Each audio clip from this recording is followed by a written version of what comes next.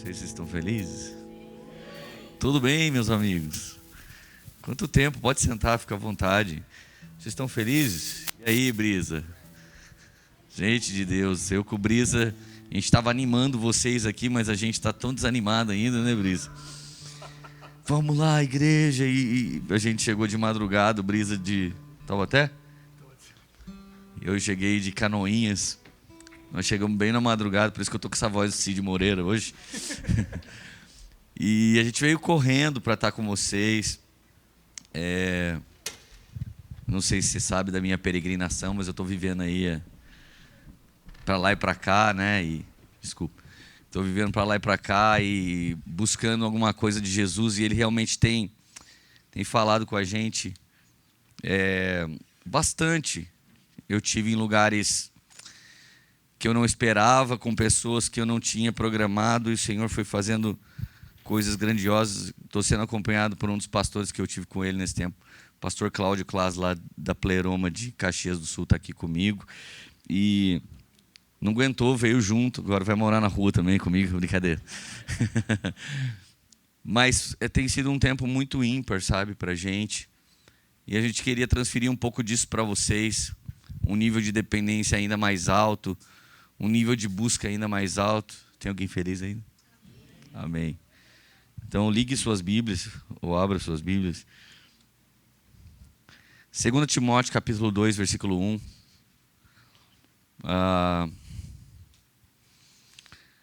Eu não conheço muita gente que vive como igreja esse versículo. Existem igrejas tradicionais que, apesar do seu modelo antigo, isso foi muito vivido. Nos dias de hoje tem uma liquidez relacional acontecendo, né? Existe uma modernidade líquida, por exemplo.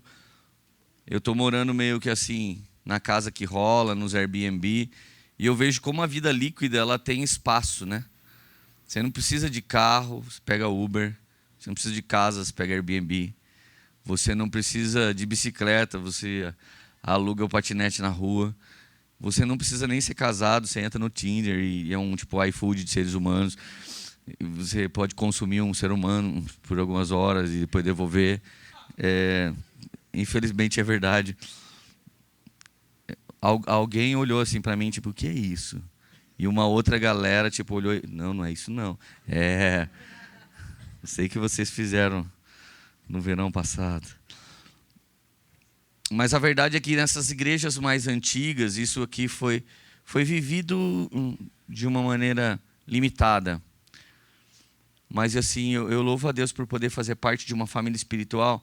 Nós temos ainda o Dan Duque, é um homem que está vivo, é um homem de Deus, é um setentão. Ele fala na vida do Schubert, que é um sessentão. Ele fala na minha vida, não vou falar para você o que eu sou. E aí, eu falo na vida de outros homens, como o pastor Cláudio.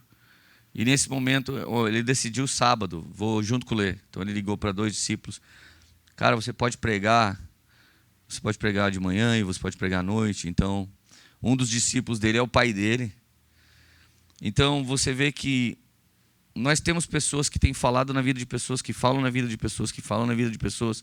E isso não é muito comum hoje em dia. Nós temos pessoas que provavelmente nunca ouviram seus pais, que nunca respeitaram seus avós, ou que nunca viveram na igreja um relacionamento mesmo genuíno, de vida na vida. Na Poema é muito comum as pessoas falarem, eu quero ter uma mesa, mas não é tão comum as pessoas respeitarem o que é servido na mesa. Porque na verdade você dá 1, 2, 3, 4 e de repente você vai vendo um desprezo. Obviamente, o Senhor costuma dar pão para quem come, então Ele não vai dar pão para quem despreza, Ele vai dar pão para quem come. Ele não vai dar semente para quem joga fora, Ele vai dar semente para quem semeia. Então esse versículo diz assim: quanto a você, meu filho Timóteo, fortifique-se na graça que há em Cristo Jesus. Note que o relacionamento de Paulo com Timóteo é um relacionamento de filiação. Meu filho.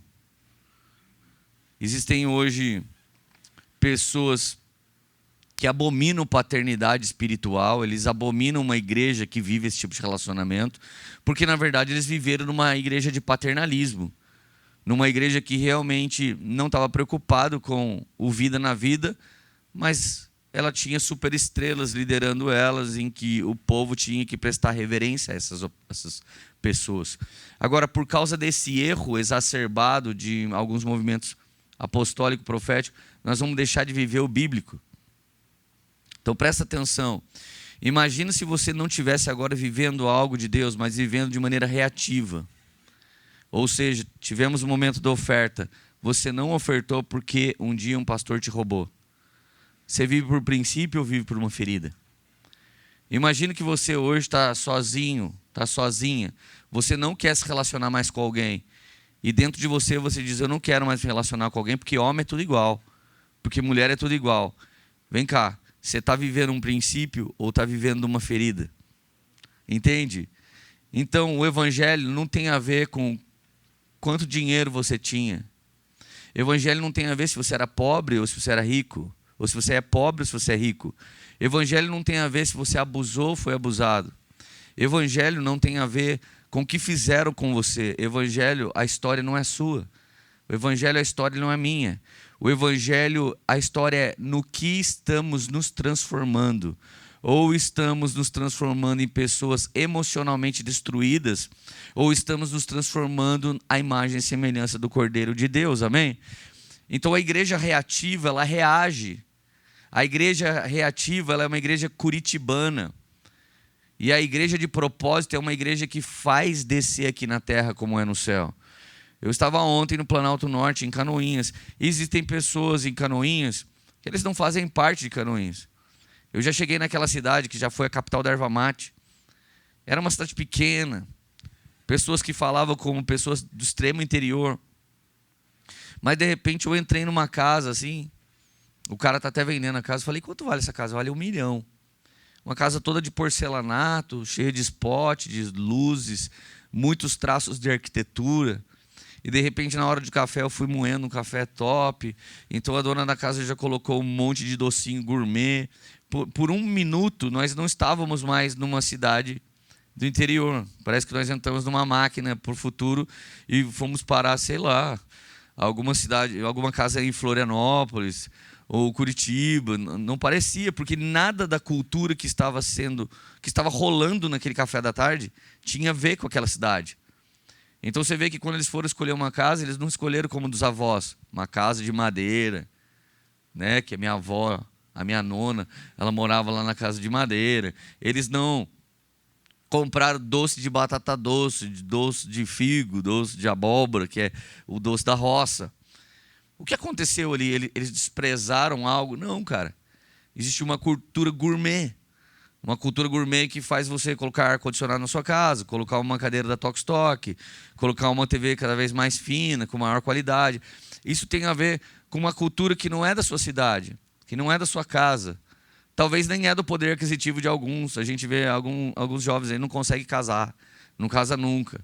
Mas o tênis vale um carro, o relógio vale outro carro, e o celular outro carro. Então, tipo, se ele for roubado, foi 3 carros dele mesmo. Então, é uma cultura adquirida. E por que adquirimos a cultura do beijinho gourmet, do brigadeiro gourmet, da casa com porcelanato, e às vezes paramos em algumas questões e falamos, é que na minha casa todo mundo é assim. É que nessa cidade é assim que acontece. Gente, desculpa, eu não respeito a cultura pessoal de ninguém. Eu não sou um cara que está estudando a sua cultura ou o jeito que você deseja ser. Eu sou um cara que está estudando a cultura do céu e desejando que a gente possa viver um pouco mais de Jesus e um pouco menos da gente, amém? Está feliz ainda? Então ele diz assim, quanto a você, meu filho, fortifique-se na graça que há em Cristo Jesus. Gente, não tem como você se fortalecer em pessoas. Não tem como você se fortalecer em fatos. Não tem como você se fortalecer nem no seu líder. Você precisa se fortalecer em Cristo Jesus. É o único que consegue sustentar uma pessoa. Como tutores, nós cuidamos de pessoas com ensino elementar. Como tutores, nós cuidamos de pessoas que precisam de ajuda. Eu acabei de ver aqui, Eu acho que é uma mamãe e o seu filho aqui, né? Foram aqui fora. Ela foi acompanhar ele. Provavelmente ele precisava fazer alguma coisa lá fora e ele é um menino. Ele não poderia fazer sozinho. Ela foi simplesmente ali, ajudou. Esse é o trabalho de uma liderança tutora. Eu faço isso até que. Existe um prazo de validade até que. Imagine uma mãe saindo com um filho aqui de 42 anos. Vamos lá, filhinho, vou te levar no banheiro. Você já olha e fala, mano, não casa, não vai conseguir emprego, né? Vai ser aquele ativista de iPhone, né? Que fica dentro de casa atirando dardos nas pessoas, sendo protegido pelo pai com a mãe, vivendo com a aposentadoria da mãe, porque se ele tem 42, ela tem 60 e pouco. Então, perceba, fortificar-se no Senhor e ser catapultado para o seu destino é algo que Deus realmente espera fazer conosco. Versículo 2. E o que você ouviu de mim, na presença de muitas testemunhas, isso transmita a homens fiéis, idôneos, para instruir outros homens. Presta atenção. O que você ouviu de mim no meio de muitas testemunhas, fala de uma reunião como essa. O que eu estou pregando para vocês, tem um monte de testemunha ouvindo. Quem são as testemunhas? Aqueles que ouvem e não respondem. Quem é você? Aquele que não vai embora daqui sem uma fome de praticar um princípio, ou um fundamento, ou uma doutrina nova que você passou a conhecer por meio da palavra, da exposição, da pregação e por meio do Espírito Santo. As testemunhas eu me lembro como eles chegaram aqui. Mas os filhos são aqueles que fazem uso do direito e da herança. Amém? As testemunhas são aqueles que ouvem o que está sendo falado aqui. Mas os filhos são aqueles que tomam posse da herança e do que foi conquistado em Cristo Jesus na cruz do Calvário. Amém? Então é típico você estar numa igreja e você levar uma pessoa para Jesus. E se essa pessoa se tornar o seu líder? O que isso significa? Cara, significa que você moscou? Significa que você deu bobeira? Significa que você não continuou crescendo em Cristo Jesus, mas alguém que você trouxe para Cristo continuou. Cara, aconteceu muito na Poema. Teve um cara na Poema, ele era líder de GC. Ele ganhou e discipulou para Jesus 10 caras que hoje são pastores. Sabe o que ele é agora na Poema? Não é líder de GC. Que ele está um pouco cansado, um pouco ferido, então ele deu uma parada. Na verdade, ele não parou agora, gente. Será que um cara que gerou 10 pastores, Deus não tinha um chamado para ele pastoral? Eu duvido que não. E, cara, evangelizou como ninguém. Discipulou como ninguém. Mas não respeitou a palavra que ele mesmo ensinava, como seus discípulos. Ele foi testemunha do que Deus fez na vida daqueles caras. Cara, vem cá. Eu e você somos testemunhas de Jesus, amém? A Bíblia diz que ele nos envia como testemunhas. Eu sou testemunha do que Deus está fazendo em Curitiba. Eu sou testemunha. Mas ao mesmo tempo eu faço parte disso como um protagonista, não só eu e muitos outros. Mas na verdade eu estou fazendo um convite para todo mundo que está aqui. Vamos para um nível mais alto. Existem 3 níveis de chamado na Bíblia sempre. Porque a Bíblia tem uma doutrina chamada princípio trino. Então a vontade de Deus, ela é boa. A vontade de Deus, ela é agradável. A vontade de Deus, ela é perfeita. São 3 níveis. Deus não chamou alguém para viver a boa vontade de Deus. É bom, domingo de manhã, voltou os cultos da nossa igreja, aleluia, é bom. Depois nós vamos no Costelão. Depois vamos no Madaloso. Cara, é bom, mas não é só isso. Tem mais. Se você chegasse no templo, você ia ver o átrio. Talvez um dos lugares mais atrativos, porque é um lugar social. Um lugar onde as pessoas se viam. Um lugar onde você fazia selfie. Um lugar onde todo mundo falava, visitante, seja bem-vindo, sua presença é um prazer, receba uma balinha, pega na plaquinha. Olha aqui, que legal. Só que há um convite, ali é um lugar de graça. Tanto é que Jesus, quando chega chutando tudo, é porque no lugar onde os pecadores mudavam de vida, os caras estavam mais preocupados com o mercado do que com a transformação de pessoas. Só que dali para frente existe o santo lugar. E o santo lugar, hoje, simboliza quando você quer mais do que só um relacionamento. Você quer um comprometimento. Santo lugar fala de treinamento. Santo lugar fala de ortodoxia. O que é ortodoxia? Não interessa o que você pensa, nem o que eu penso numa discussão. Interessa o que a Bíblia diz. Nós vamos resolver todos os problemas da Poema como não importa o que você acha, nem o que eu acho, importa o que a Bíblia diz. E quando nós temos a Bíblia como nosso guia, como nossa palavra de Deus viva e o Espírito Santo, você vai descobrir quem quer ficar no Senhor e quem está de brincadeira. Porque se a Bíblia diz isso e eu só tenho que viver isso, mas eu não quero viver isso, eu escolhi viver outra coisa. E essa outra coisa não é evangelho. Evangelho não se molda a mim, eu me moldo pelo poder do evangelho. Amém? Você está feliz ainda?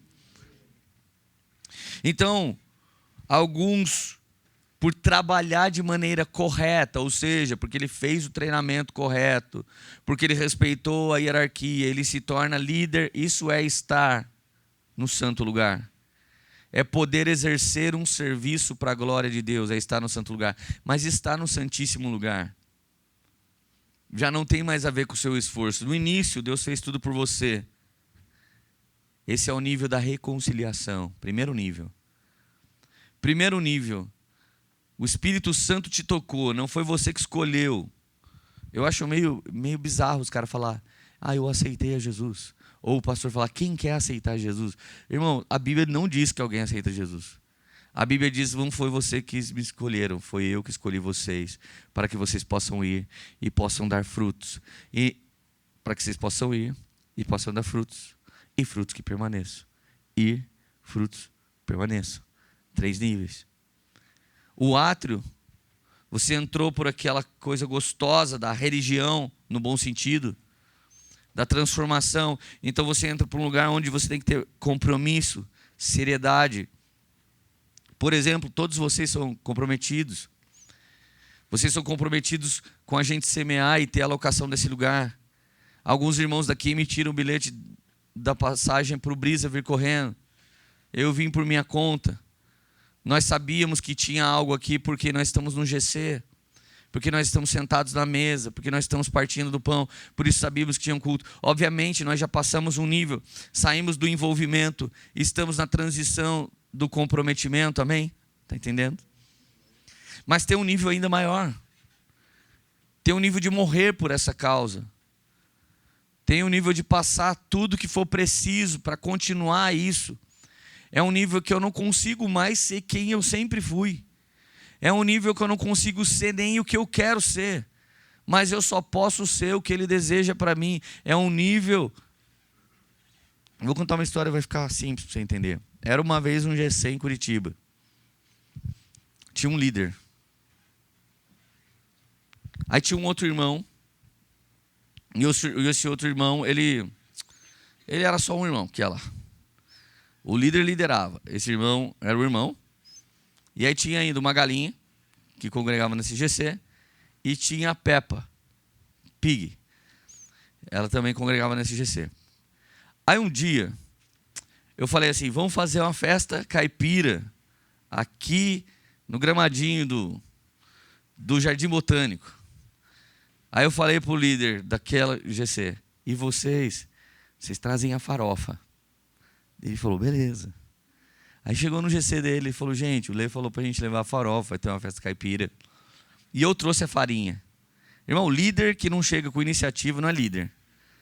A iniciativa tem que ser mínima. Mas se você lidera, é você que faz. Você já não vive no átrio, você já tem vivido no santo lugar. Você sabe que quem lidera é um facilitador do relacionamento dos seus liderados com Deus. Você não é pai espiritual de ninguém, não é pastor de ninguém, não é guru de ninguém, não é aladim de ninguém. Você ajuda o cara a ter vida com Deus. Amém? Esse é o trabalho do líder. Então ele chega, gente, o Lê falou que vai ter uma festinha e nosso GC vai levar a farofa. Pum, ele joga farinha. Nessa hora, o irmão, que era só o irmão, ele deu uma desbaratinada, fez um store, né? Postou, uhul, festa caipira, Poema, chu. Daí eles falaram, e você, irmão, vai fazer alguma coisa? Não, eu sou da mídia, estou fazendo a cobertura. Tá, tudo bem, beleza. E, galinha, o que você pode fazer? Ela, fez assim. E aí ela apareceu de uma maneira mágica, assim, ó. Não era um coelho, mas trouxe um ovo. E aí eu dou o ovo. Daí, galera, uau, cara, ó, sobrenatural de Deus está acontecendo. Deus proveu aqui na hora. Aleluia. De repente a porquinha olhou para um lado. A câmera o cara da mídia dá aquela filmada, a porquinha deu uma regalada dos olhos assim. E ela fez assim. E eu dou o bacon. Daí todo mundo, isso. A irmã já está entendendo coisas profundas da palavra de Deus. Aleluia. Então aqui, irmão, você vê alguém que não dá nada e não dá em nada. É uma pessoa que ela acredita que coisas que não são nem elementares são importantes para Jesus, mas Jesus quer muito mais a vida dela do que o serviço. Então você tem um líder, ele tem um envolvimento. Quanto é que custa 50 gramas de farinha, 100 gramas de farinha? Não sei, deve ser muito barato. Ele trouxe a farinha, é um nível de envolvimento. A galinha teve que se esforçar um pouco. E ela deu algo que custou um esforço dela. Isso fala de comprometimento. Mas a porquinha, ela tinha que dar a vida dela para a farofa acontecer. Meu amigo, deixa eu falar uma coisa para você. Muitas vezes, pastores foram acusados de ganhar o dinheiro da igreja. Mas poucas pessoas sabem quantos pastores colocam todo o seu dinheiro na igreja. Eu e o Cláudio já vivemos vários dias na vida que a gente desfez de carros para a gente colocar dinheiro na igreja. A gente desfez de casas para comprar alguma coisa para a igreja. Eu estava para comprar minha casa, nós fizemos a Poema de Taubaté. Quando chegou a nota do Novo Som, era R$345 mil. Eu falei, que jeito, cara, que esse bando de pobre aqui, não tem jeito. Eu sou o maior deles, o que eu vou fazer? Tive que pegar o que eu juntei uma vida toda quase. Fui lá, peguei dinheiro da casa que eu ia construir, falei, ó, eu tenho 200 aqui, alguém pode me ajudar? Aí veio mais outro, falou, ó, eu tenho um carro, e de verdade, quem comprou o som foi 20 caras. Por quê, gente? Tinha alguma coisa errada, cada um não podia dar tanto? Deveria, mas não é rifa. Nós não estamos dando nada para ninguém.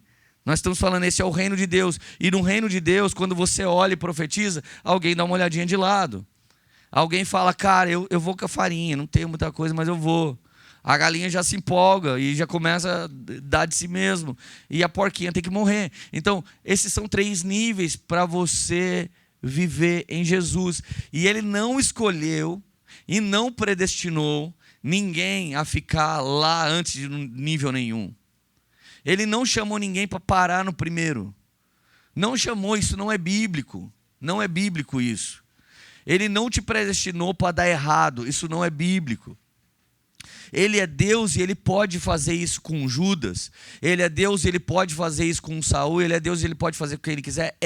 Mas na doutrina, a Bíblia diz, somos predestinados à imagem e semelhança do Filho. Ou seja, no reino de Deus não existe um Neymar ou um Cristiano Ronaldo. Alguns caras que além de incríveis foram extremamente sortudos. No reino de Deus existem pessoas que respondem a Deus. Existem pessoas que creem em Deus. No reino de Deus existem pessoas que não se contentam em estar num nível normal. Vamos lá, gente. Você está feliz ainda? Nível elementar de relacionamento com Deus. Gênesis 3:8. Adão e Eva fugiu de Deus porque eles pecaram. Deus os chamou porque eles tinham saído da presença. Chamado é um nível elementar de relacionamento com Deus. Na Poema, você não pode eleger seus Moisés. Você não pode eleger os seus Arãos. Na Poema nós só falamos para você. Sabe como eu escuto a voz de Deus? Eu entro no meu quarto, eu busco Jesus, eu leio a palavra, eu mergulho nele. É assim, isso que um líder faz. Líder não abençoa. Pastor não diz pode ir para Paranaguá, não pode ir para Paranaguá. Pode comprar casa, não pode comprar casa. Vocês não são retardados, gente, pelo amor de Deus. A gente não fala o que você faz. A gente faz parte do aconselhamento do que você está fazendo. Então, primeiro nível, relacionamento pessoal com Deus. Chamado, todos. Paulo diz para Timóteo assim: entre Deus e os homens, eu acho que é 1 Timóteo 2,5, existe um único mediador, Jesus Cristo. Quantas vezes os evangélicos precisaram de uma bênção especial, de um líder especial? Isso é idolatria. Isso não é bíblico. Achar que um desses caras vai mudar a sua vida não é verdade de Deus. Nós temos que inspirá-los. Se você lidera hoje, você tem que inspirar com sua vida. As pessoas têm que ter vontade de viver com Deus aquilo que você vive. Vontade de frutificar com Deus aquilo que você frutifica. Vontade de ter uma família como Jesus transformou a sua. Vontade de ter um relacionamento como Jesus fez no seu. É isso que se faz liderando. Você inspira, é possível. Cheguei aqui todo zoado, todo acabado, mas Jesus transformou a minha vida. Irmão, fica tranquilo. Vai acontecer para você também. Fique em paz. Vamos orar agora. Vai dar tudo certo. Amém. Amém. Está feliz ainda? Segundo nível, Efésios 4:1. Vocação. Primeiro nível, chamado. Quando eu entro no meu chamado, provavelmente Deus revela a minha vocação. Provavelmente não sempre. E no Efésios 4:1, a palavra fala que você precisa ser fiel e leal à sua vocação. Essa palavra vocação é do grego eklésia, que significa serviço da eclésia. Eclésia é igreja. Eclésia é o meu serviço como igreja. Então, lá em Efésios 4, acho que o verso 11 talvez, o Senhor fala, Deus chamou uns para apóstolos, outros para mestres, outros para evangelistas, outros para profetas, outros para pastores.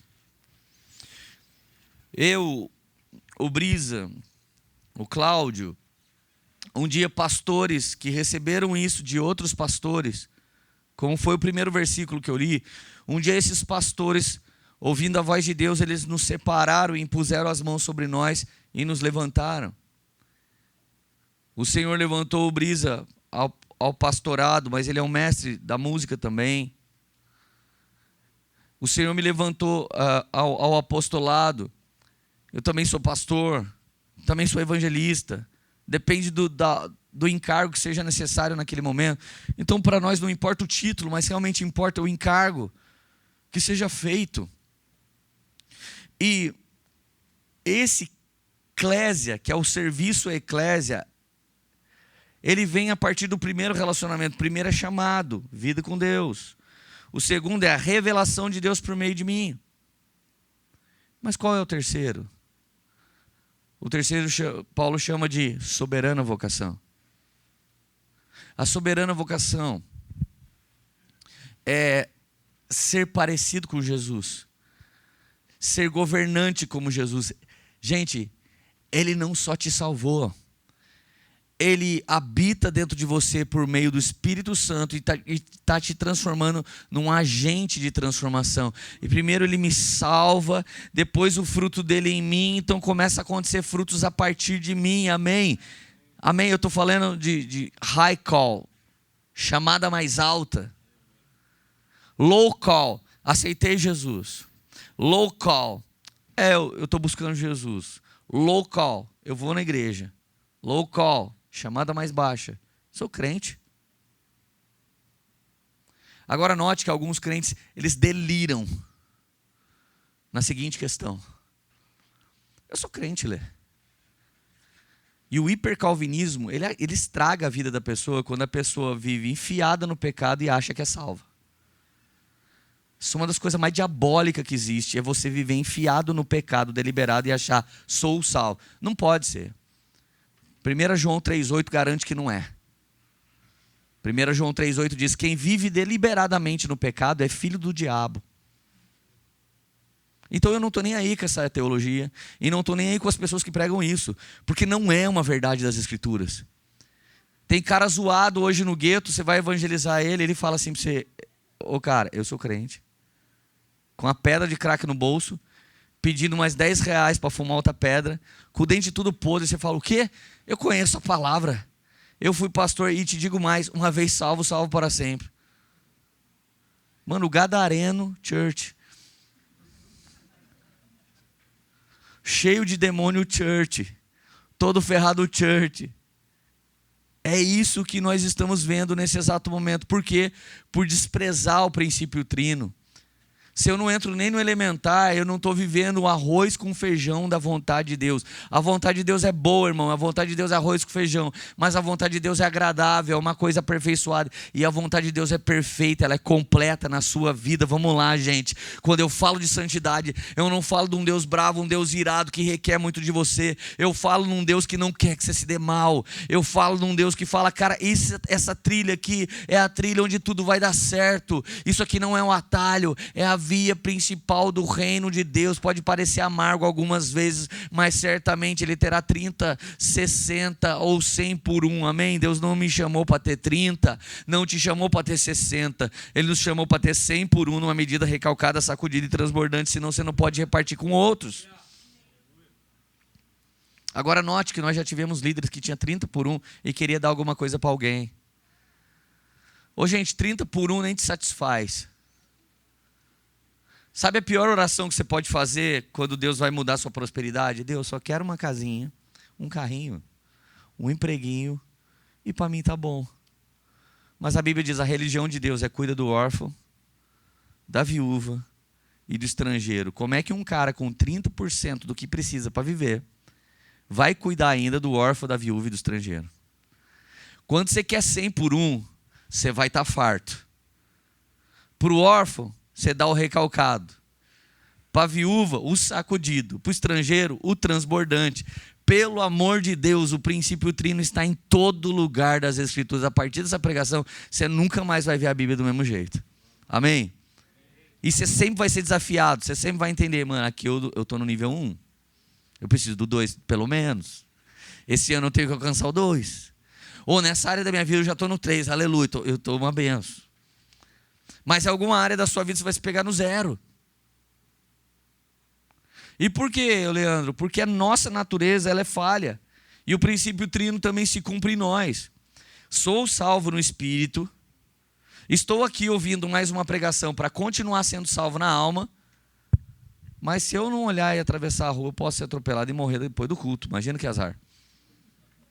E por que eu posso morrer? Porque eu não sou corpo glorioso. Quando Jesus era corpo glorioso, a Bíblia diz que ele passou pela parede, a porta não estava aberta e ele passou. Mas depois que ele passou, ele chegou para Tomé e falou, põe o dedo aqui. Que corpo é esse que passa pela parede, mas dá para tatear?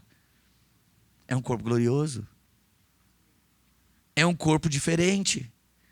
É um corpo que não tem Covid. Aleluia.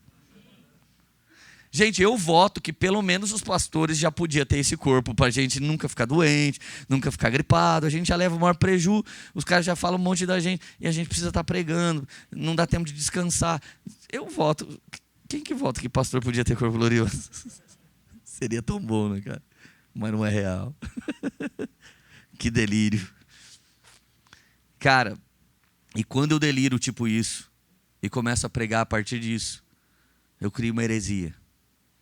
Eu não tenho uma doutrina. Eu peguei um versículo, interpretei do jeito que eu quis e saí fazendo. Esses são os caras que estão nascendo na nossa geração. Eles estão pregando no nosso tempo. Eles pegam uma parte da Bíblia, a Bíblia deles não é sagrada, é sangrada. Eles retiram só um pedaço e falam, vou pregar isso. O Evangelho, irmão, ele tem 3 capítulos. Evangelho da graça, Evangelho do reino e Evangelho eterno. São 3 evangelhos, Leandro? Eu não entendi. Não são. É um só. Evangelho da graça, Evangelho do reino e Evangelho eterno. Qual a diferença? Evangelho da graça te salva. Evangelho do reino te equipa. E Evangelho eterno é atemporal. É antes de você começar a ouvir o Evangelho.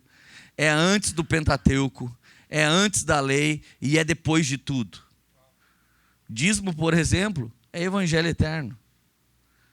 O dízimo foi entregue a Abraão, foi entregue a Melquisedeque por meio de Abraão, antes da instituição dos dízimos. Não houve uma lei, não existia uma lei, traga os dízimos para que haja a obra de Deus. Não, de Abraão, ele era multimilionário, ele estava andando para a rua, olhou Melquisedeque, foi lá e entregou os dízimos. Melquisedeque entregou para ele o quê? Pão e vinho. Intimidade, 3 níveis: dízimo, pão e vinho. O melhor que você tem em adoração ao Senhor, que vai entregar o melhor que Ele tem. Dinheiro é chamado de um Deus. O nome dele é Mamon, quando ele é seu Senhor. Mas se ele for servo de Deus e for entregue, o Senhor libera pão e vinho, que não está disponível para qualquer pessoa. Então, antes da fundação do dízimo, Abraão dizimou. No ventre de Abraão, que era pai de Isaac, que era pai de Jacó, e Jacó teve Levi, ou seja, Abraão, Isaac, Jacó, Levi. A Bíblia diz que os levitas foram levantados para ministrar a Deus e viver com os dízimos. Então olha só, tem gente que falava assim, os levitas não pagavam o dízimo. Na pessoa do antepassado Abraão, eles entregaram os dízimos direto para Deus. Direto para Deus, ou seja, todo mundo vai dizimar. Presta atenção aqui, gente. Dízimo é antes do Antigo Testamento, do Antigo Testamento. Mateus 23, 23 diz que ele é do Novo Testamento. E lá na glória, presta atenção, quando você chegar na glória, você vai ter uma coroa, semelhante à dos anciãos. A coroa será a obra que você fez. Isso se você tiver vivido o evangelho eterno, gente. Se você tiver vivido o evangelho da graça só, você vai entrar no céu, o blindex do céu vai fechar no seu traseiro e você vai ficar bem lá na porta. Você vai ter que dar licença para gente que tem mais galardão do que você. Deus faz acepção de atitude? Não, salva todo mundo pela graça. Acepção de pessoas? Não, Ele salva todo mundo pela graça, mas faz acepção de atitude. Deus vai recompensar as sementes da fé que eu e você vivemos. Então alguém não vai viver no átrio do céu, alguém vai sentar no trono e vai julgar as nações com Cristo. O que significa isso? Soberana vocação. Soberana vocação, eu não quero só ser salvo, Leandro. Leandro, eu não quero só ser pastor. Leandro, eu quero ser a imagem do Filho de Deus. Eu quero ser a noiva do Cordeiro de Deus. Eu não quero ter medo da grande tribulação. Leandro, eu não quero nem dizer se eu sou pré ou pós-tribulacionista. Leandro, eu não estou nem preocupado se eu serei calvinista ou arminianista. Leandro, eu grito maranata, porque eu não estou preocupado se a China vai fazer não sei o quê. Eu quero Jesus, chamado começar relacionamento com o Senhor. Saber o que fazer com o seu dom. Vocação é o segundo nível, mas o terceiro nível, eu só quero Jesus. Soberana vocação está acima de vocação, está acima de chamado, é o terceiro nível. Eu não quero só ser um pregador, mas eu quero ser a própria noiva de nosso Senhor e Salvador Jesus Cristo, e eu quero me casar com Ele. Aí um erro teológico é que um monte de gente fala assim, mas todo mundo vai casar, não vai, Leandro? Eis o simplismo da teologia. Não vai casar todo mundo. E a prova disso é Mateus capítulo 22. Tem gente que vai estar no banquete, gente, mas não vai estar casado. Lembra que eu falei, Paulo falou, Timóteo, se fortaleça na graça de nosso Senhor e Salvador Jesus Cristo e seja fiel àquilo que você aprendeu de mim na presença de muitas testemunhas. Lembra? Timóteo era filho, testemunha era testemunha. E ele diz o que para Timóteo? Compartilhe o que você recebeu de mim na presença de todos para homens idôneos, ou seja, não atire pérola aos porcos. Gente, deixa eu falar uma coisa para vocês. O Espírito Santo não salvou alguém, Jesus não salvou alguém, o Pai não salvou alguém, não perde seu tempo tentando salvar esse alguém. Tem gente que chega na igreja e fala assim, ai, me converti, mas eu me sinto tão responsável pelo meu namorado que nos converteu. Toda a história que você conhece de uma pessoa que saiu para ajudar o namorado, foi embora com o namorado. Esse é o ministério, vá para o diabo que te carregue. Ô gente, presta atenção, não delira. A obra santificadora é do Espírito Santo. O convencimento é do Espírito Santo. Quem tira o pecado do mundo é o Cordeiro de Deus. Se eles não fizeram esse trabalho, não gasta o seu tempo. Fale amém, gente. Ou no país muito marxista cultural, isso é muito se levantar contra minorias. É isso que dirige o seu coração. Ai, mas eu vou tratar as pessoas assim. Jesus tratava as pessoas assim. Um dia Jesus chega para uma mulher que está com problema com a filha e fala: o que você quer, cachorra? Imagina Jesus falar assim com alguém, gente. A gente fala legal com as pessoas, tem gente que quer dar no pastor. Imagina Jesus falar desse jeito. Imagina o cego que ele cuspiu, misturou barro, passou no olho. Primeiro que não pode falar cego, tem que falar deficiente visual. Imagina você passar barro na cara do deficiente visual. Você imagina, cara. Você está em cana, irmão. Você imagina Jesus fala assim, nessa reunião aqui: um de vocês vai me trair, e quem vai me trair é aquele que come o pão molhado no vinho. Daí a pessoa sai e se mata. Hoje em dia, Jesus já estava morto porque Judas vendeu ele, mas a galera ia matar ele quando ele ressuscitou, porque a culpa de Judas ter se suicidado era de Jesus. Gente, há uma hiperproteção ao vitimismo. Há uma pobre-olatria nos dirigindo. Há uma bandidolatria nos dirigindo. Gente, não é bênção ser pobre. Bênção é ser humilde. O pobre é, sim, uma matéria-prima maravilhosa para a igreja, mas eles precisam do evangelho que não só faça eles sonhar em escapar da terra, mas que mude a mente deles para poder viver aqui na terra como no céu. E então a pobreza vai perdendo sua potência. Mas as pessoas não querem que você pregue isso. É melhor dar uma cesta básica do que tal pão vivo que desceu do céu e falar: cara, vamos lá, Deus não te chamou para ficar pedindo dinheiro aqui no semáforo. Olha só, eu lembro dessa história, talvez eu já tenha contado aqui. O Kaique de Oliveira, do Giovanni Si. Ele é o teatro mais incrível que tem dentro do mundo cristão brasileiro. O Kaique é aquele demônio lá, o jardim do inimigo. Eu sempre falo: ô inimigo, tudo bem? Ele fica bravo comigo. Um dia ele estava indo embora de uma peça. Era 4h30, 5 horas da manhã. Quando ele foi parar no semáforo, gente, ele viu uma velhinha linda. Ele falou: Lê, quando eu olhei para ela, eu pensei: minha avó, minha mamãezinha. Olhou para ela e falou assim: tudo bem? Ela: você tem R$1, filho? Dele. Ele falou: Lê, dei de louco. Falei: eu tenho um sítio, fazenda Nessi. Eu vou construir uma casa para a senhora. Vou fazer uma horta para a senhora cuidar. Vou fazer um jardim de margaridas para a senhora cuidar. Entra no carro e vamos embora. Eu vou arrumar uma casa para você. Vamos, senhora. Ela: ô filho, você é burro? Eu quero R$1, cacete. Tipo...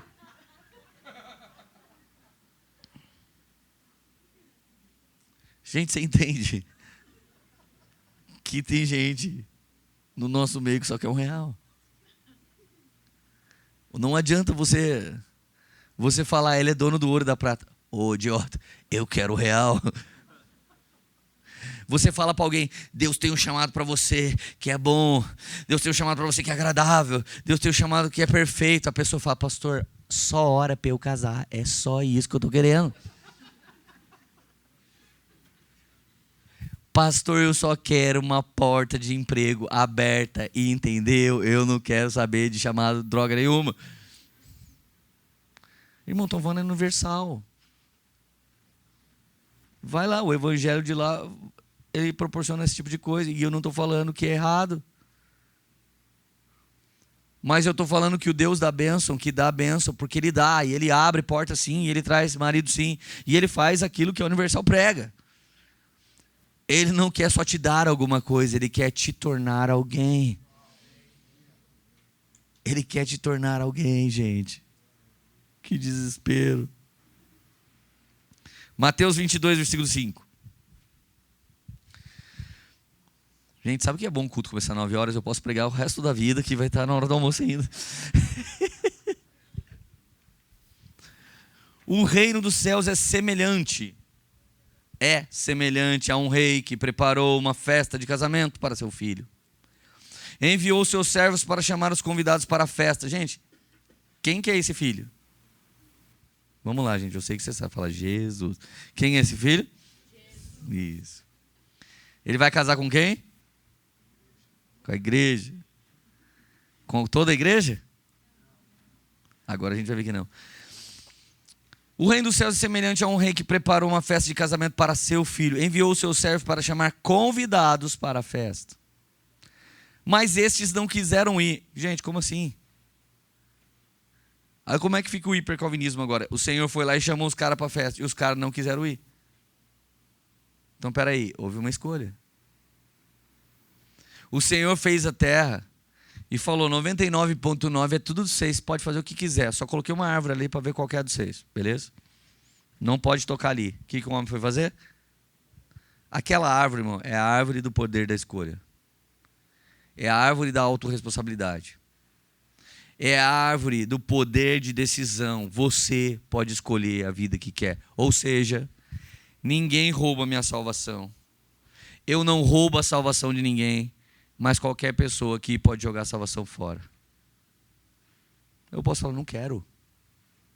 Eu não quero ir para a festa, eu não quero ir para a fazenda, eu não quero a salvação, eu só quero um real.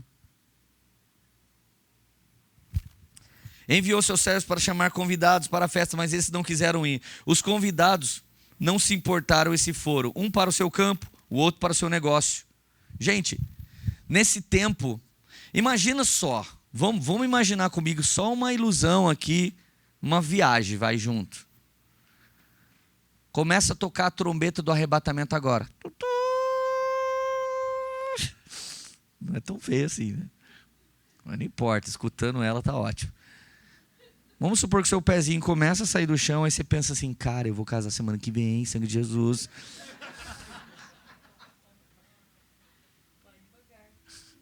A Gabi ia ser duro essa, hein, Gabi? Imagina, você começa a subir assim, você pensa, agora saiu meu financiamento, vou conseguir comprar minha casa, Deus.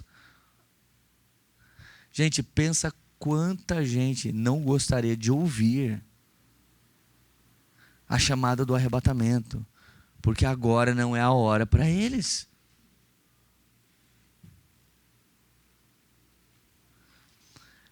Olha isso, Lucas capítulo 14, versículo 15. É uma paralela da mesma passagem. Ao ouvir tais palavras, um dos que estavam à mesa com Jesus lhe disse, bem-aventurado é aquele que participa do banquete do reino de Deus. Jesus, porém, respondeu, certo homem deu uma grande ceia e convidou muitos. Na hora da ceia, enviou servos para avisar os convidados, venham, porque isso tudo está preparado. Mas todos eles, um por um, começaram a apresentar desculpas. Gente, algumas pessoas não acessam os níveis que ele tem direito em Cristo Jesus. Por quê? Isso é um brinco? Não. Porque eles apresentam desculpas. Gente, eu conheço muita gente que não é pastor porque deu desculpa, que não é ministro de adoração porque deu desculpa, porque não é convertido porque deu desculpa. Eles têm palavra que eles acreditam vai se cumprir. Ah, eu tenho um chamado pastoral. Ah, minha família vai ser uma bênção. Mas não se cumpre.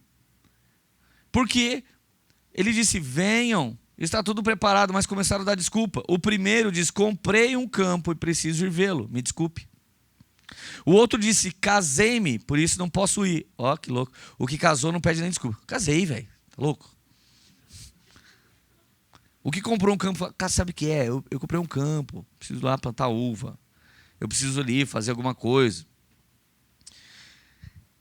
Olha só, versículo 21. O servo voltou e contou ao seu senhor. Então, irado, o dono da casa disse ao servo, saia depressa. Vá às ruas, becos e cidades e traga os pobres, aleijados, cegos e coxos. Mais tarde, o servo disse, patrão, já fiz o que o senhor mandou e ainda há lugar. É muito forte isso para mim. Então o senhor disse, saia pelos caminhos e atalhos, force todos a entrar, para que a minha casa fique cheia. Porque eu digo a vocês que nenhum daqueles homens que foram convidados provará minha ceia. Deixa eu te falar. Os judeus eram povo de Deus. Segundo o Êxodo 19:5, era povo escolhido de Deus para ser ministro de toda a terra. Eles escolheram o bezerro de ouro. Alguns escolhem, gente, bezerro de ouro é ilícito, é uma idolatria muito ferrada. Mas alguns de nós hoje escolhem coisas lícitas. Alguns de nós se dedicam ao ministério como se fosse um lugar seco, sem a presença de Deus, e fosse uma religião meramente qualquer. Eu não tenho coragem de fazer coisas ousadas para Deus e vejo alguns muçulmanos tendo coragem de enfiar um avião de maneira radical na Torre Gêmea. Eles vivem uma mentira como se fosse uma plena verdade. Nós vivemos uma verdade como se fosse uma mentira qualquer. Então, sabe, por isso que eu sou um pastor muito indignado. Essa parte, forcem a entrada deles no reino, eu acho que é o meu ministério. Eu nunca consigo ser um cara educado pregando a palavra. Eu sempre preciso forçar a barra pregando a palavra.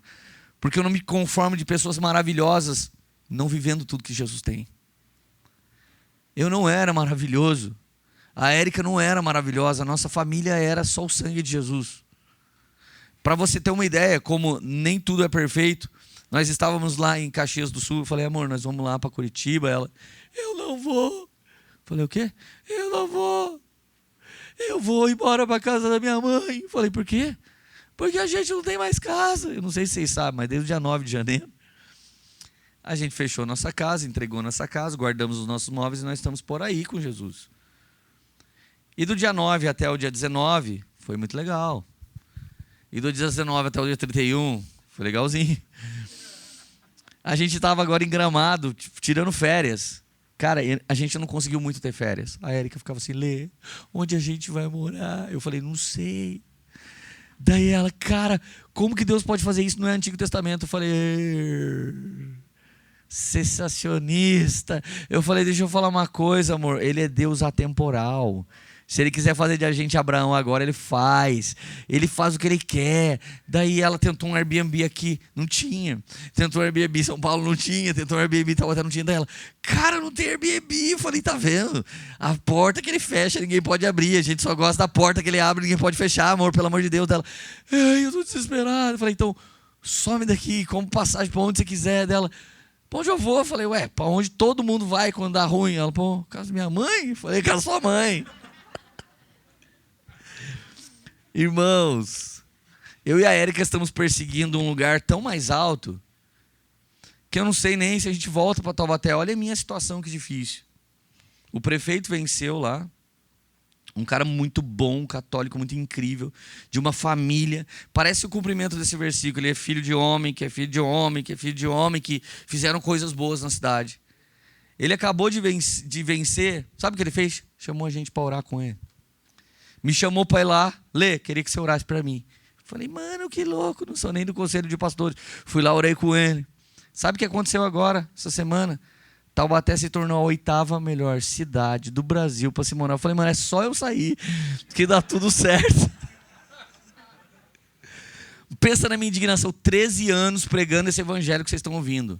Nós vamos mudar Curitiba, nós vamos mudar nossa cidade. Aí a minha cidade mudou. Falei, não, minha cidade mudou. O prefeito é meu amigo. Eu nunca andei com político, falei com político, me envolvi com política na vida. O prefeito não quer me dar nada, ele quer perguntar coisas sobre o reino de Deus. A gente tem esse ambiente nesse exato momento que houve toda a frutificação do nosso ministério lá. Eu não sei o que Deus quer. E que brincadeirinha sem graça, né, gente? Toda casa que eu oro, Deus não responde. Daí eu falei, Érica, vai embora para casa da sua mãe sem murmurar. Daí ela, por quê? Eu falei, porque se murmurar, Deus pode fazer a gente ficar 40 anos no deserto. Já aconteceu isso uma vez na Bíblia. Imagina 40 anos morando no Airbnb, gente, no carro, na casa dos irmãos. Meu, prato de comida que você gosta. As pessoas perguntam, Lê, que prato de comida você gosta? Eu falo, os que me dão. É os pratos de comida que me dão, é isso que eu como. O que você bebe? É o que me dão. É onde você mora, onde eu tô. Eu fui morar na casa do Gui, gente, ele não deixou nem sabonete pra mim. Sabe o que eu fiz? Gastei todo o shampoo dele hoje no meu corpo, porque ele não deixou um sabonete pra mim na casa dele, cara. Pensa que é fácil essa vida. Sangue de Jesus. E ainda tem gente que dá desculpa pro reino de Deus. Por isso que eu forço o reino de Deus. Porque não é fácil tomar banho sem shampoo, sem sabonete. Tem alguém feliz ainda? Vocês estão felizes porque não é com você. Agora olha o que Paulo fala, gente. Filipenses capítulo 3, versículo 12. Não que eu já tenha recebido, ou já tenha obtido a perfeição, mas prossigo para conquistar aquilo para o qual também eu fui conquistado por Cristo Jesus. Gente, essa parte é muito forte. Eu prossigo para conquistar aquilo para o qual também fui conquistado por Cristo Jesus. Note que o evangelho que Paulo vive não é passivo. O evangelho que Paulo vive não é um evangelho de espera. É um evangelho de esperança. É um evangelho action, ação, agressivo, eu quero. Irmãos, deixa eu falar uma coisa. 3 tipos de pessoas nós sempre vamos ter no reino de Deus. Reino de Deus não, no entorno. Porque o reino de Deus só entra alguns. Nós temos os indisponíveis. Eles ouvem e respondem não, ou não respondem que também é não. Você tem que entender que algumas não respostas suas já é não. Se você não responder para Jesus é não. Porque a única resposta que dá para dar para Jesus é sim. Então se eu falo não, beleza, eu sou frio. Mas se eu não falo nada, eu sou morno. Então na construção do reino de Deus, a gente ali no paralelo, chegando no átrio, que não vai responder, vai entrar e vai sair e não vai responder. Indisponíveis. Mas o segundo nível de pessoas para mim é o pior. Elas estão sempre assim, nas coisas de Deus. Elas estão sentadas. Não estou falando literalmente com o braço cruzado, senão alguém já descruza o braço. Nossa, pastor está falando de mim. Elas estão sempre assim, eu estou aqui na igreja. Eu estou disponível, mas ninguém me chama. Gente, disponível é um erro muito grande na igreja de Jesus. Porque ele nunca chamou gente disponível em nenhuma passagem da Bíblia. Sempre que ele chamou alguém, foi alguém disposto. É muito diferente. Todos os homens que ele escolheu para trabalhar na obra dele, eles estavam trabalhando em suas próprias obras. Não havia vagais espirituais. Não havia gente assim, eu estou aqui, mano. Jesus, ninguém me chama, estou aqui. Não tem.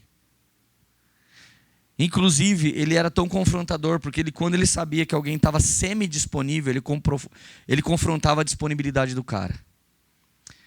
O jovem rico, ele era semi-disponível, ele estava disponível em quase tudo, menos na riqueza.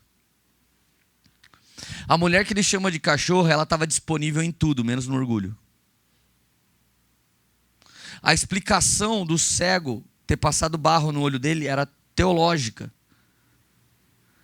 Deus fez o homem do quê? Do quê, gente? Do barro. Aquele cego, ele ficou cego no meio do caminho. A Bíblia diz que ele era cego de nascença. Se ele era cego de nascença, ele saiu da casa do oleiro faltando barro.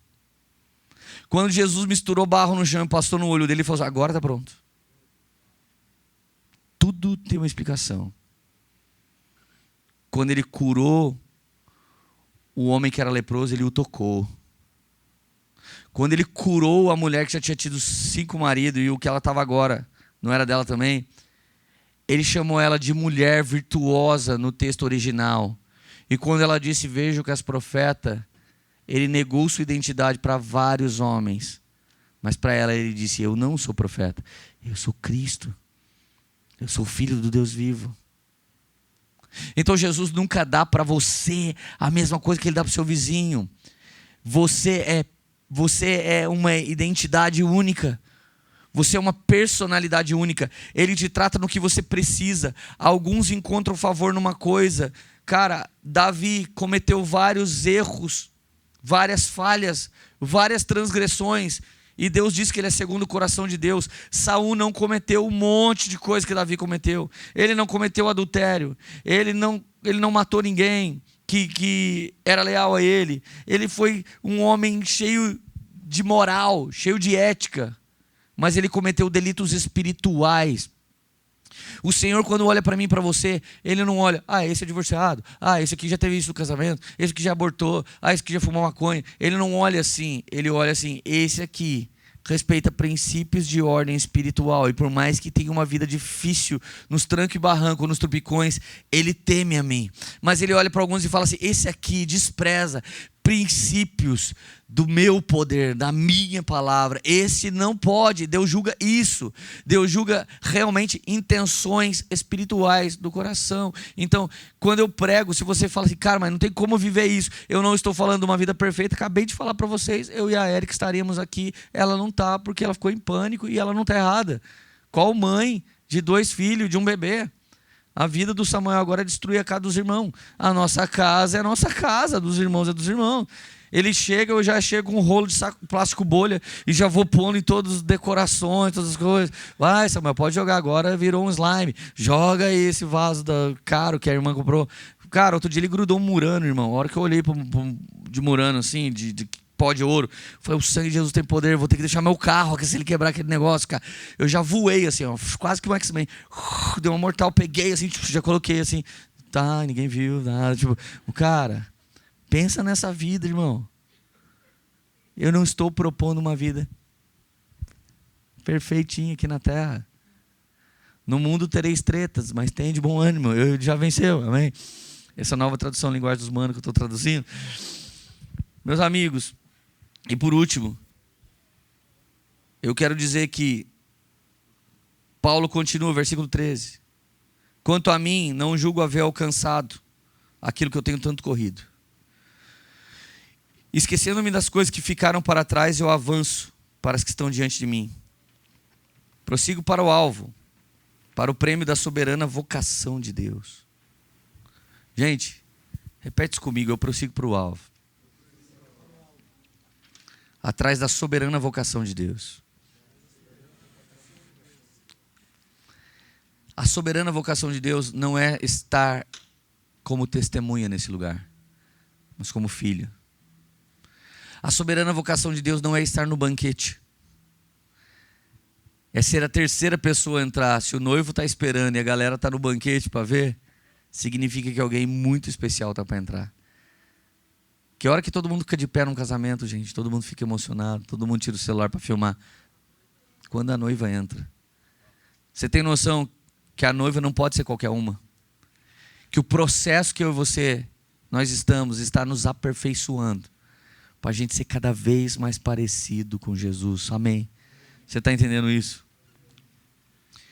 Então o verso 16 de João 15 diz assim, vocês não me escolheram, mas eu escolhi. Para quê? Para irem. Vocês já vieram. Para dar fruto. Muitos de vocês já estão dando. Frutos que permaneçam. Deixa eu te dar um testemunho. O Brisa é meu cunhado. Graças a Deus. Sorte dele. O Brisa, ele chegou na nossa igreja. Ele era desafinado para falar aleluia. Você lembra, né? Quando ele falava aleluia, começava em si bemol e terminava em ré menor. Era muita desafinação. Mas ele tinha muita vontade de cantar. E eu falei, cara, vai lá, faz aula de música. Hoje é um dos melhores cantores que a gente tem.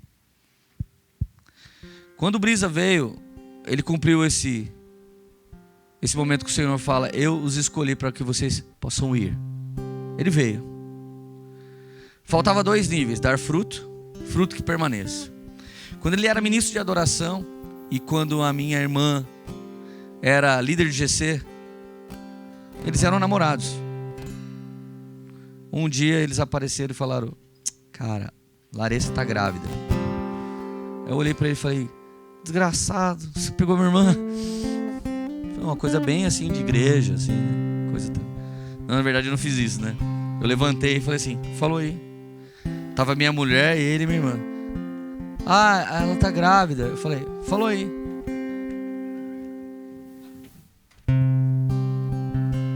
Eu fui embora.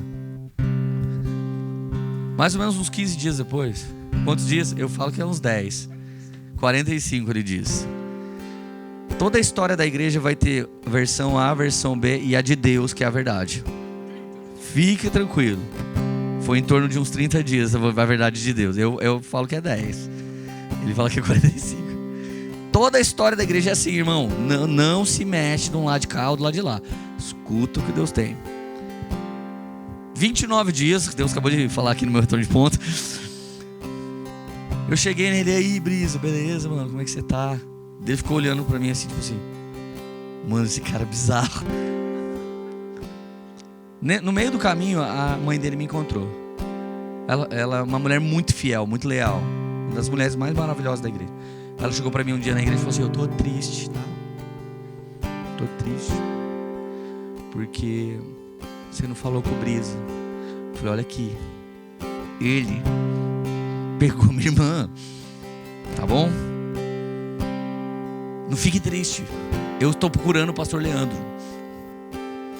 Gente, eu demorei esses dias para eu me encontrar em Cristo Jesus, no meu encargo, sem a minha humanidade. Quando eu encontrei o Brisa, tá aqui do meu lado. Essa parte da história não tem A, B nem C. É o que Deus realmente fez. Cheguei e falei: mano, e aí, como é que você tá? Ele olhou com uma cara do tipo, pensando que era uma pegadinha do malandro, uma coisa do tipo assim. Falou: ah, mano, eu tô mal. Falei: deixa eu te falar uma coisa, não precisa casar. Não se conserta um erro cometendo outro. Se você ama minha irmã, luta e vem aqui e casa com ela, cara. E deixa a gente cuidar de você agora, cuidar dela. Aí nós chegamos para a igreja e nós falamos para a igreja: olha, esses dias o Brisa e a Larissa, eles eram um exemplo para todo mundo de liderança, mas nesse momento eles não estão exemplo. Naquela hora que eles desceram, que dali que a gente apresentou, toda a liderança que ele coordenava veio abraçar ele. Toda a liderança que ela coordenava veio abraçá-la. Sabe por quê? Porque quando você lidera pessoas e discipula de maneira genuína, ele sabe que você é ser humano, que você pode cair. E a graça que eles estenderam para você e o cuidado vai ser retribuído. Então no reino de Deus, quem confessa pecado é diferente de quem é pego no pecado. E quem confessa tentação não vai confessar pecado. Quem procura ajuda antes de cair não vai cair. Então nós oramos com eles, nós cuidamos deles. Aí um dia eu fui pregar na igreja do Cláudio, deixei o meu pai ministrar. Falei: pai, ministra. Daqui a pouco, do nada, alguém me manda uma foto, meu pai com o Brisa no púlpito. Eu falei assim: mano de Deus, velho. Porque o meu pai, gente, é o Zé Pequeno Church, né? O cara é muito terrível. Ele é algum agente assim, 007, ninja, misturado com o Mestre Miyagi, mas assim, da força bruta de Deus, assim, que deixa o Anderson Silva no chinelo. Então o cara é ó. Falei: mano, meu pai vai pegar o Brisa. Meu pai pegou, colocou o Brisa lá em cima e falou: igreja, eu sou sogro dele, talvez. Sou pai dela, certeza. Eu já perdoei eles. O Lê, pastor, já perdoou eles. Igreja, se você acha que eles não podem fazer mais nada aqui, fica sentado aí mesmo, de braço cruzado, sentado. Mas se você acha que Jesus é poderoso e transforma a vida deles, fica de pé, começa a aplaudir Jesus. Cara, veio um avivamento, um toque muito poderoso. E a coisa mais bonita não foi nem essa. Foi o Brisa falar: José, muito obrigado, mas por mais que todo mundo aqui me receba de volta para fazer o que eu fazia, eu quero ser tratado. Então ele me procurou e ele confessou coisas para mim. Meu pai, apesar de ser pastor, Leandro, me ensinou a agir com mulher de maneira completamente errada. Apesar de eu ser crente, eu não aprendi sexualidade como diz a Bíblia, mas eu aprendi de maneira errada. E quando ele abriu tudo isso, eu falei: Brisa, infelizmente seu pai, sua família, seu lar, vocês foram evangélicos, mas eu sou um pai espiritual. E aquilo que eu recebi de Deus, na presença de muitas testemunhas do Mark Schubert, eu dou para você, para que você dê para homens incríveis. Quando alguém vê o Brisa, quando alguém vê a Larissa, que hoje são pastores restaurados na nossa igreja, não tem só a Thalissa, a primeira bebê que eles tiveram, mas tem também o Theo. As pessoas acham que nascem prontos pastores ou ministros de adoração. A história da Poema é uma história de verdade, várias tretas, mas em todas elas Jesus salva e transforma quem permite ser tocado e ser tratado. O Brisa permitiu o processo todo. Eu tenho honra, orgulho, carinho por ele ser meu cunhado. A Larissa já foi uma mulher tão carente, depressiva. Eu batia na porta do quarto dela por horas para ela deixar eu entrar. Pensava em morrer. Eu entrava no quarto dela, deitava na cama com ela e ficava quieto. Ela falava: o que você quer aqui, idiota? Eu falava: nada, só quero ficar com você. Fiz isso uma vida toda. A minha irmã não cresceu carente porque ela teve um irmão que soube amá-la. E um dos dias mais felizes da minha vida, ela me ligou e falou: Lê, eu só queria dizer uma coisa pra você. Você não foi só o meu irmão, foi meu pai espiritual, foi meu pastor, o cara que mudou minha vida. Mas eu sou muito completo com o meu marido, Lê. Eu não sinto saudade do meu irmão, porque o meu marido é um homem de Deus. A história não começou bem, nem a minha, nem a dele. Hoje nós somos exemplos de Jesus para vocês, sem ter começado bem, sem ter acertado por nossa força. Mas a gente sempre ficou indignado. Nós não queremos a boa, nós não queremos a agradável, nós queremos toda a vontade de Deus para nós. Eu sempre falei: Brisa, fica tranquila. Hoje, quando eu liguei para ele para vir para cá, ele veio principalmente para a gente ter um tempo junto aqui, eu e ele. Porque na nossa cidade a gente nem consegue. Se tá junto, tem nossos filhos, tem minha irmã, tem minha esposa, tem meus pais. Então aquilo que o Dan confiou para o Mark, e o Mark confiou para mim, e eu confiei para o Brisa. Hoje o Brisa tem mentoreado bandas de louvor esparramado pelo Brasil todo. Já somos no mínimo 5 gerações de transferência de um homem para outro. De um homem para outro. E o que eu quero que você saiba é que cada um desses homens é uma pequena peça. E o que nós chamamos vocês para viver não é uma igreja como já tem várias aqui. Tem muitas igrejas boas, vocês podiam estar até lá. Nós queremos viver uma vida na vida. Nós queremos que aquilo que você está ouvindo aqui, diante de muitas testemunhas, eu espero que sejam poucas, que sejam mais filhos do que testemunhas, que possa ser derramado nos seus filhos, nos seus amigos, na sua casa, em qualquer pessoa que se relacionar com você.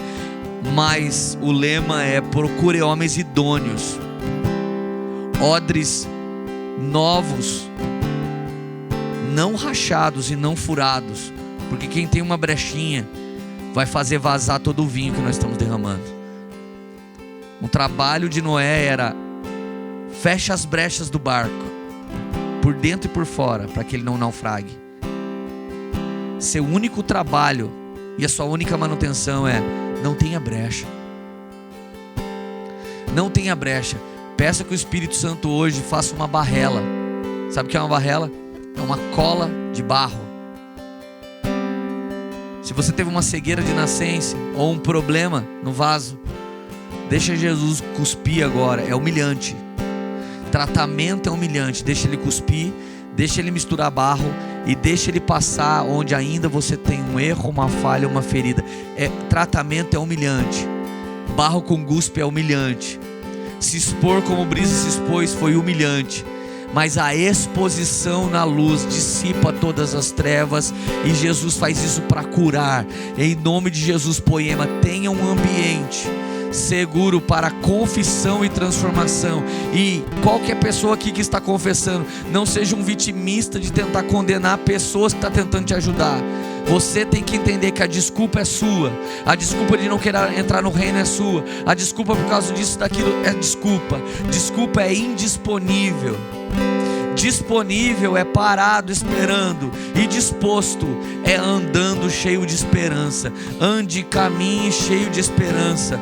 Eu, o Cláudio, o Brisa, deslocamos de onde nós estávamos, caminhamos para cá cheio de esperança, de que não importa se nós vamos abrir a igreja para a rua, se vai ter um culto público, o nosso alvo hoje não é uma multidão, são as pessoas que Jesus escolheu para estar na nossa mesa. Você foi convidado pelo Espírito Santo para estar na nossa mesa, e nós estamos aqui colocando para você pão e estamos colocando vinho, em nome de Jesus. Cláudio, vem fazer essa oração aqui com a gente, por favor.